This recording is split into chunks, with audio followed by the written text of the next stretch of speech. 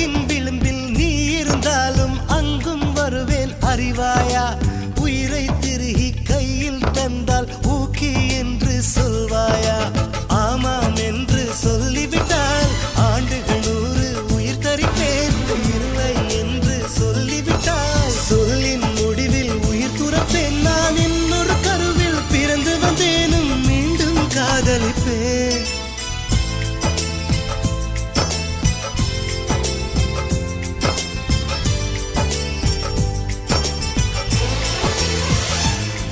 ஓர் சாலை வளைவில்